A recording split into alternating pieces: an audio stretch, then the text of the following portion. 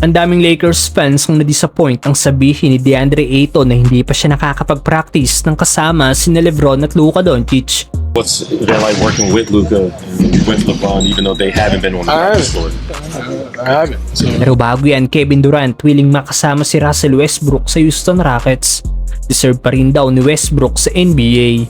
Well, isa sa free agent pa rin ngayong nalalapit na ang season ay ang former MVP na si Russell Westbrook. Dahil after nitong i-decline ng kanyang 3.4 million sa Denver Nuggets, walang team ang nagka-interest ng kunin ng 9-time All-Star. Pero para nga po sa dating teammate ni Russ sa OKC na si Kevin Durant, dapat nasa NBA pa rin daw si triple-double machine dahil isa na itong legend. Willing din makasama ni KD si Westbrook sa Rockets. Uminit ang balitang posible mag-reunion sa Houston Rockets sina KD at Russ nang ilike ni Westbrook ang isang IG post patungkol kina Steven Adams at Kevin Durant na dati rin mag-teammates sa OKC pero magkasama na ngayon sa Rockets. Sa ngayon wala ang primary point guard ng Houston na si Fred VanVleet na nagkaroon ng Achilles injury at expected nang mawala ito sa buong 2025 to 2026 season. Kaya need talaga ngayon ng Rockets ng point guard.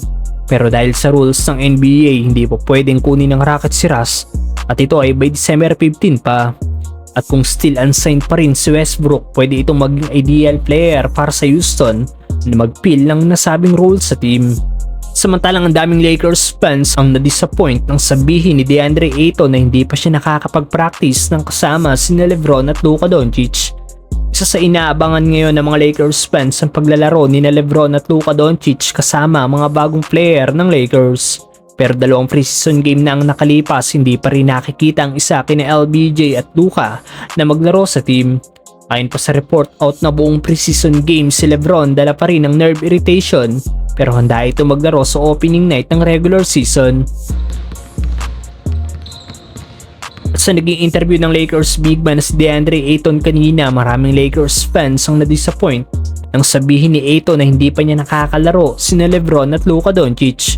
Matapos itong tanungin kung anong masasabi nito sa paglalaro ng kasama ang dalawang star player ng Lakers. Sagot ng Lakers big man ay hindi pa daw niya nakakalaro ang dalawang star player ng Lakers at ito daw talaga ang inihintay niya. What's it like working with Luka and with LeBron on the practice floor? I haven't.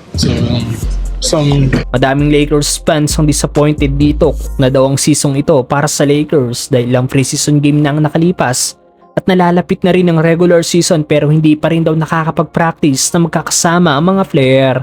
Ayon naman sa isang fan, sobrang concerning daw nito lalo't sinabi ni Luka kung gaano ka-importante ang preseason.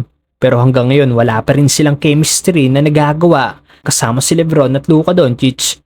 Ano masasabi niyo dito mga brother?